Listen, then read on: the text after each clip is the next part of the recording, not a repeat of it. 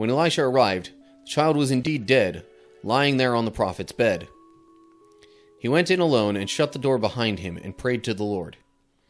Then he lay down on the child's body, placing his mouth on the child's mouth, his eyes on the child's eyes, and his hands on the child's hands. And he stretched out on him.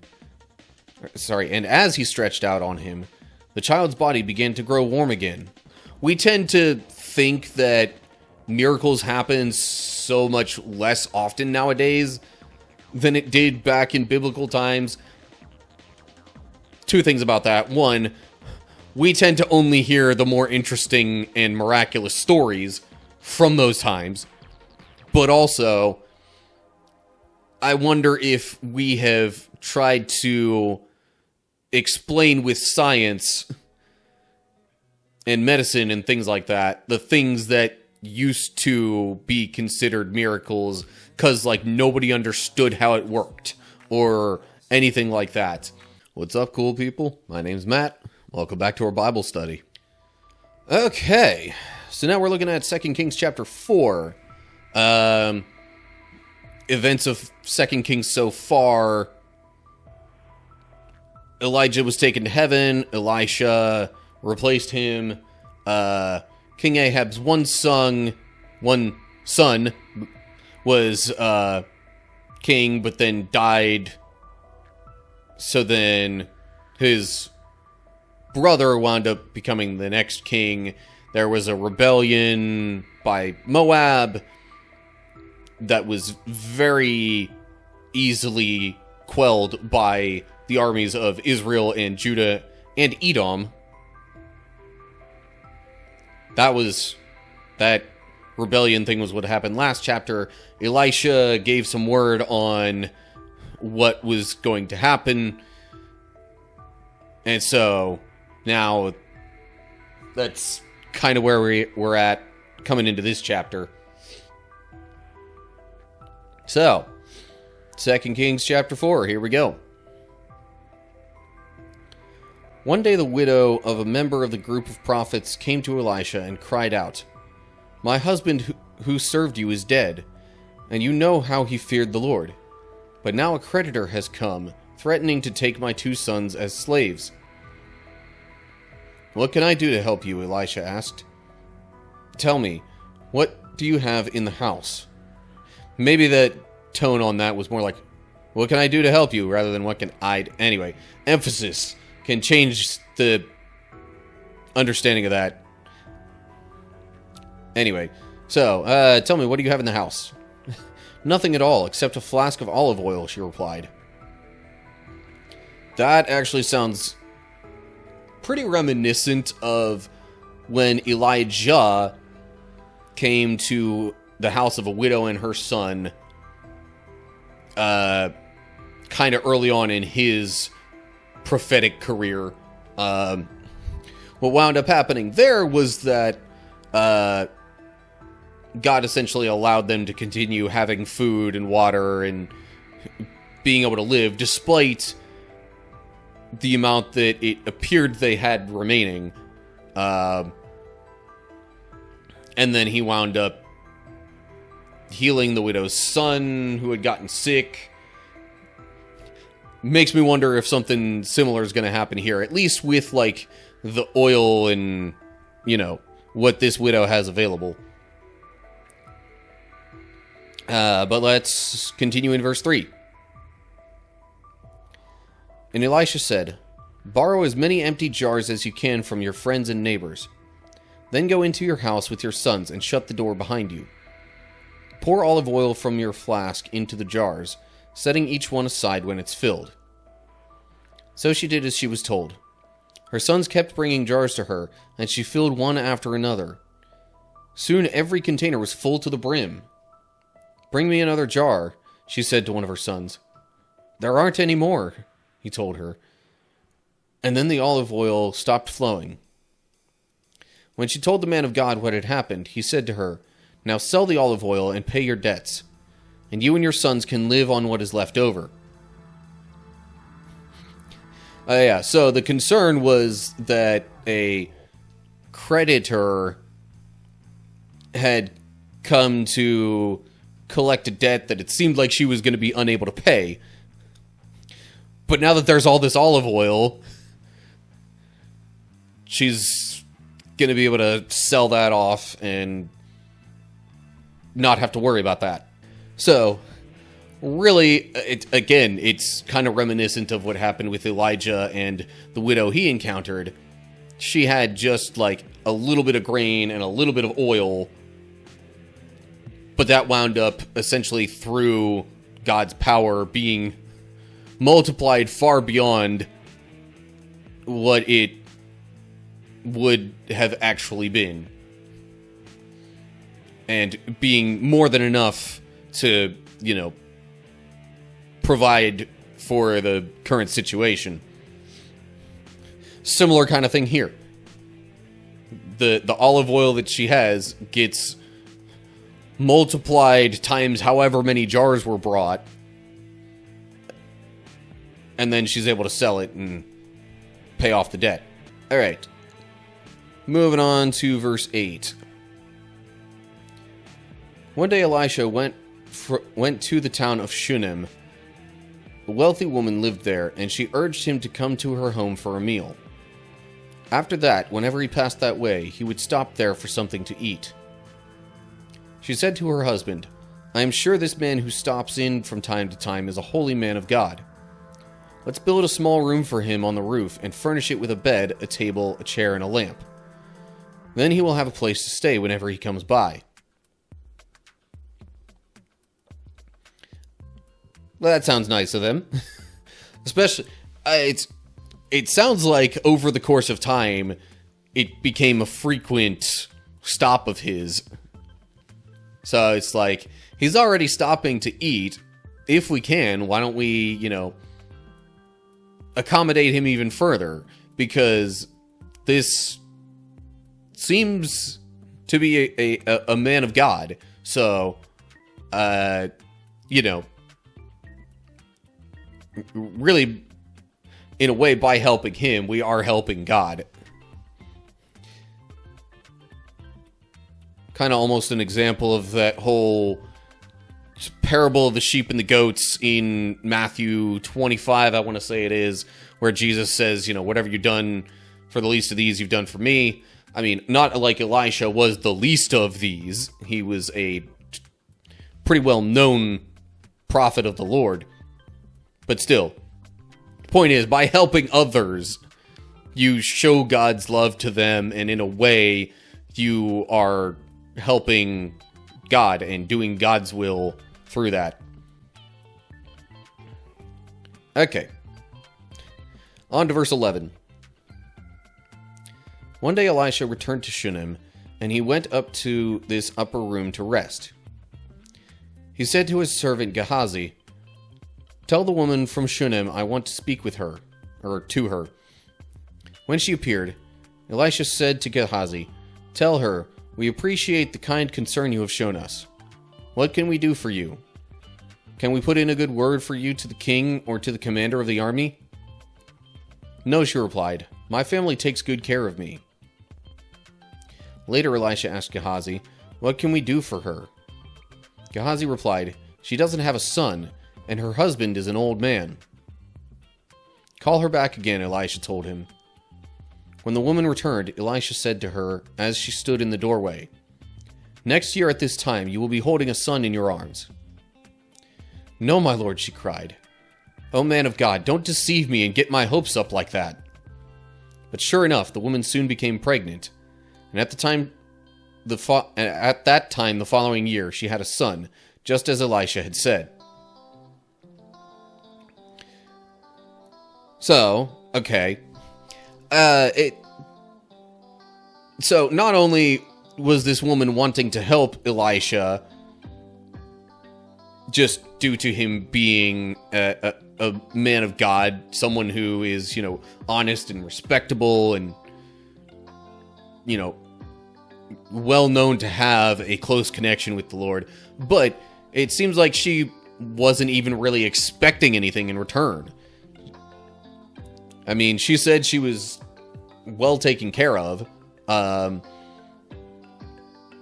and nothing that she really wanted from them. I mean, maybe she just didn't figure that Elisha would be able to do anything about her not having a son or whatever. Wouldn't surprise me if she thought that her lack of a son was God's will. In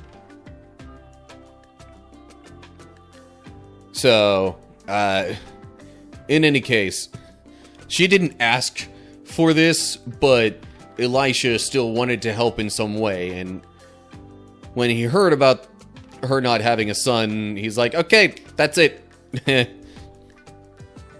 And of course, not through any particular doing of his, he just being a prophet of God basically tells her that, hey, it is God's will for you to have a son. Possibly in return for your kindness to me, God now says you will have one by next year. And sure enough, she does. Looking at chat. 2 greatest commandments. Love the Lord with all your heart and love your neighbor as yourself. Yeah, there is also that. And that doesn't, there's no limitations put on who that applies to. Because right after the whole love your neighbor as yourself thing, then we get the conversation of, and who is my neighbor? And then that gets into the story of the Good Samaritan, where it's like, yeah, the people who you assume are your enemies are your neighbors. In fact, you, by helping such people, are making yourself a neighbor to them. And that's the point. Okay. Verse 18. One day when her child was older, he went out to help his father, who was working with the harvesters. Suddenly he cried out, "My head hurts! My head hurts!" His father said to one of the servants, "Carry him home to his mother." So the servant took him home, and his mother held him on her lap. But around noontime he died. She carried him up and laid him on the bed of the man of God, then shut the door and left him there. She sent a message to her husband. "Send one of the servants and a donkey so that I can hurry to the man of God and come right back." "Why go today?" he asked. "It is neither a new moon festival nor a Sabbath." But she said, "It will be all right." So she saddled the donkey and said to the servant, "Hurry, don't slow down unless I tell you to." So, once again, resembling Elijah's situation earlier. Widow has a son. Although, this is split into 2 different stories now. Whereas Elijah's situation, both the lack of food and supplies and the whole dying son thing, that was both the same widow. In this case, with Elisha, it's a widow having the lack of supplies and money, and then a totally different woman who was without a son, now has a dying son years later, and she's gonna go seek help from Elisha.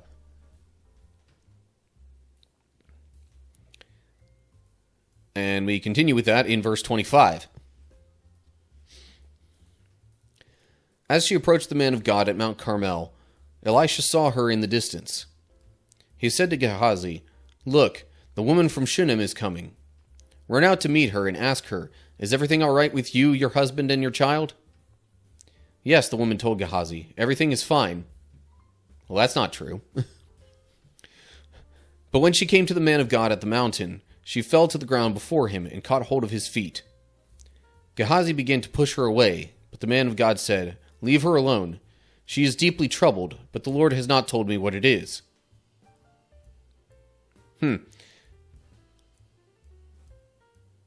Interesting that God would choose to withhold that information, but maybe we'll get a reason for that in the following verses. Also, she intentionally doesn't tell Gehazi.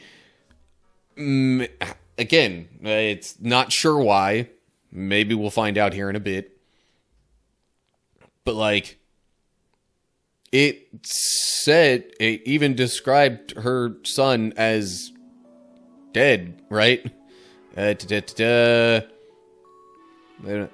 shut the door and left. Yeah, around noontime he died.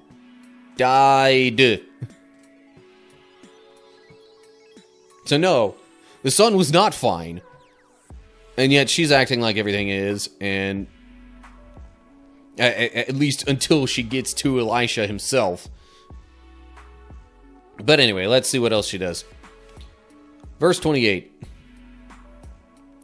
Then she said, "Did I ask you for a son, my lord? And didn't I say, don't deceive me and get my hopes up?" Then Elisha said to Gehazi, "Get ready to travel. Take my staff and go. Don't talk to anyone along the way. Go quickly and lay the staff on the child's face." But the boy's mother said, "As surely as the Lord lives and you yourself live, I won't go home unless you go with me." So Elisha returned with her. Okay. So, it seemed like Elisha's plan was to not go himself, but send Gehazi. Just Gehazi. And, you know... Well, I mean, okay. Sending Gehazi might have just been, alright, this boy is clearly in some sort of trouble. He's, like, ill or whatever. I need someone to get there ASAP to go heal him. Note there, I get ready to travel says, bind up your loins, which is, you know, because they typically wore, longer garments, they'd have to kind of hike them up some, tie them up a little bit to keep them hiked up in order to be able to, move quicker. Really, if they wanted any chance of running at a decent speed, they had to do that, otherwise their clothes would get in the way and cause them to at least go slower, if not trip.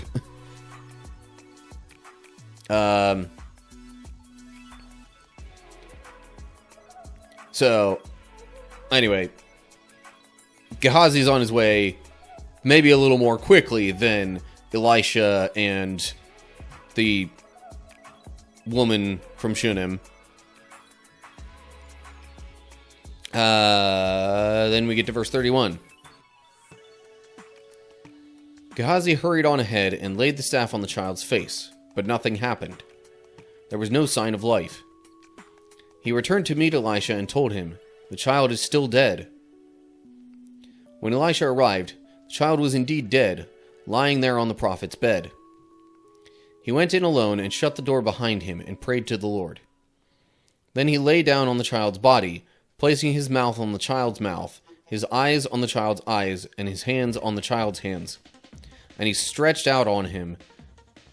And as he stretched out on him, the child's body began to grow warm again. Elisha got up, walked back and forth across the room once, and then stretched himself out again on the child. This time the boy sneezed 7 times and opened his eyes. Then Elisha summoned Gehazi. "Call the child's mother," he said. And when she came in, Elisha said, "Here, take your son." She fell at his feet and bowed before him, overwhelmed with gratitude. Then she took her son in her arms and carried him downstairs. Okay, so, some other similarities with Elijah's story before this. The woman being distressed and essentially being like, why did you do this? In Elijah's case, it was more like, why did you come here just to take my son away from me? Because she was blaming him for some reason. In this case, it's more like, why did you even bother saying I'd have a son? I didn't want you to get my hopes up. Now I've gotten the hope of having a son, and he's been taken away from me. Which is even worse than I would have felt if I never had a son in the first place. Also, another similarity is them stretching out themselves over the children in question. Now, I don't think Elijah lined himself up quite as much as Elisha does here. But still, another similarity there. And the whole sneezing thing, like, the way that it's worded almost gives you the impression that, Elisha might have been sneezed upon. Sounds a little gross, but child's alive, who cares? And there's nothing saying that it actually happened like that. But I do wonder a little bit, like, you know how sometimes you sneeze and it feels like your heart stops for a second or whatever? Maybe not a full second, but, you know. I almost wonder if the process of the sneezing did something to, like, kind of kickstart the boy's heart again.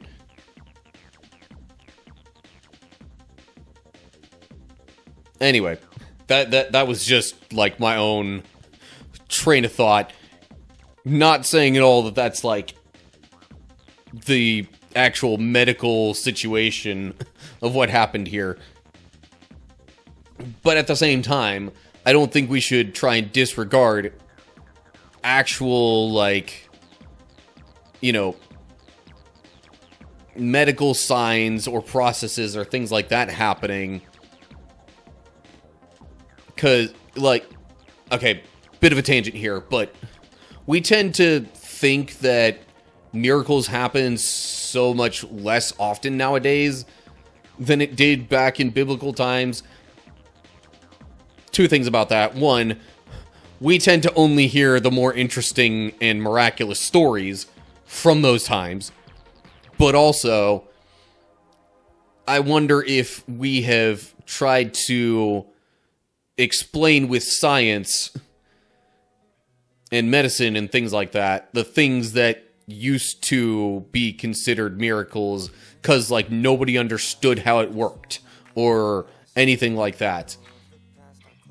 Or, like, you know, there were other laws in the Old Testament that it was just like, okay, sure.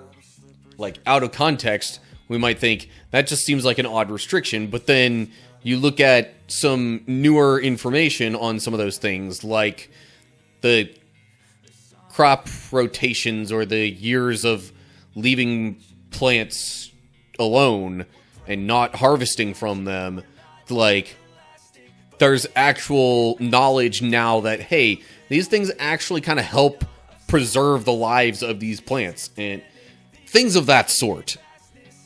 Just because we have a better understanding of how this stuff works doesn't mean it's any less miraculous or that God is any less involved in it.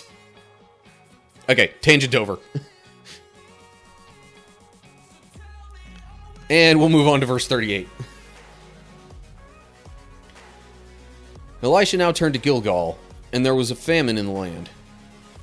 One day, as the group of prophets was seated before him, he said to his servant, "Put a large pot on the fire, and make some stew for the rest of the group."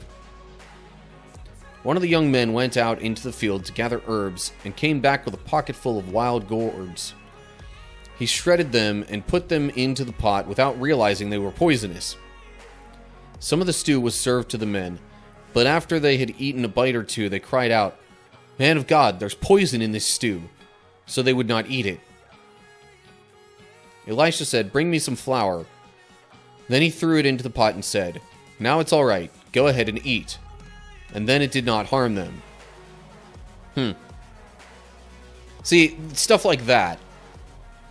Nowadays, we would maybe look at the science of something like that and say, oh yeah, there's this, you know, chemical or mineral or element or something that would be in the wild gourds that is naturally poisonous in certain quantities to humans, but when combined with something or another that's in flour, that actually neutralizes this substance and makes it not harmful anymore. Like, I'm trying to think of different things that, you know, are fairly common that on their own are, like, super dangerous, but then when combined with other elements are not. I can't necessarily think of an example off the top of my head, but, like, okay, chlorine, on its own, pretty dangerous for human consumption, but you combine it with sodium, now you got your typical table salt. It's a bit of an oversimplification, but stuff like that.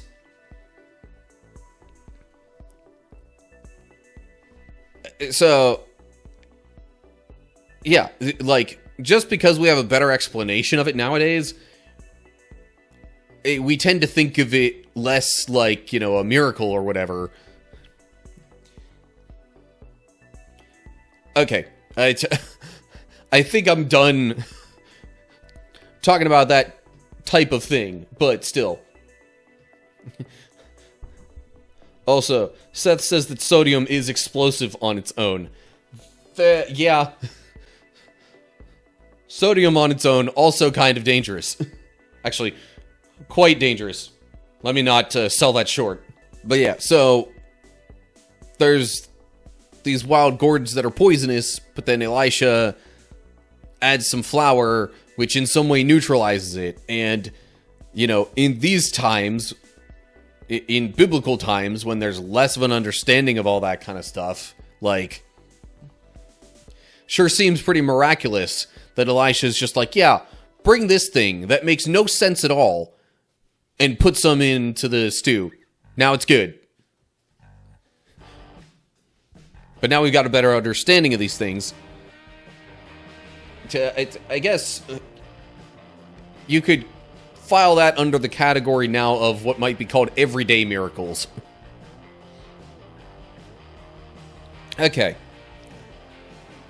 Let me continue on in verse 42 here and wrap up the chapter.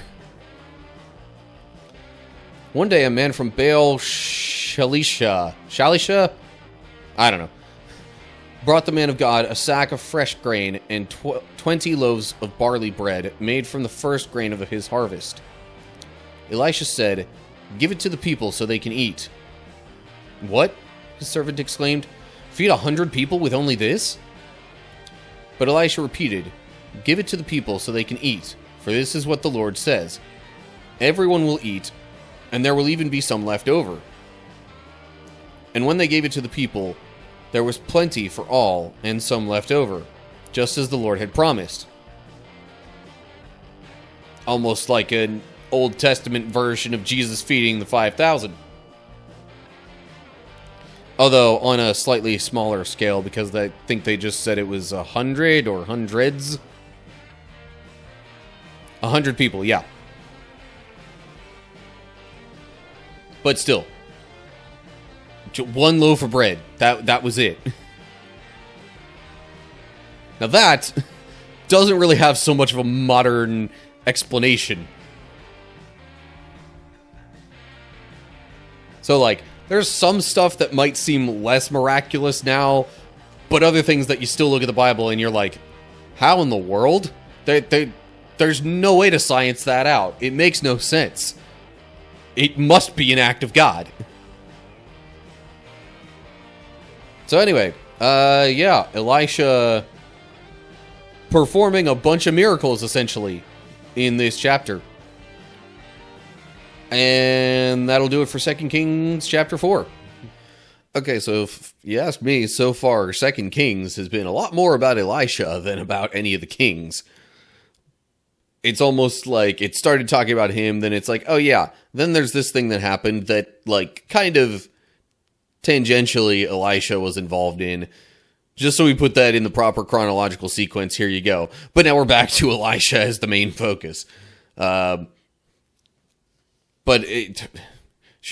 This chapter covered, I guess, in total 4 different kind of miraculous things that he was a part of.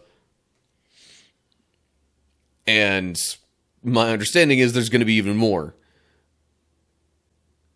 Honestly, it makes me wonder a bit why we focus so much on Elijah and less on Elisha when we're talking about like great prophets and things like that.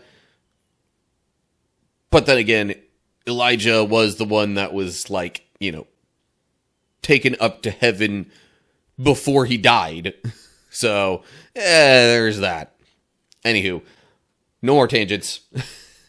That's all I got for now. As always, like and share if you enjoyed the video. Subscribe to the channel to stay updated when I post new videos. Look down in the description for links to social media pages and all sorts of other good stuff like my supporter page, my Discord server, and other things like that. And of course, down below there, leave comments with any thoughts or questions or anything like that you have. So that'll do it for now. Hope you're all doing well. Hopefully I'll see you soon for another video. But whatever the case is, till next time, stay cool, people.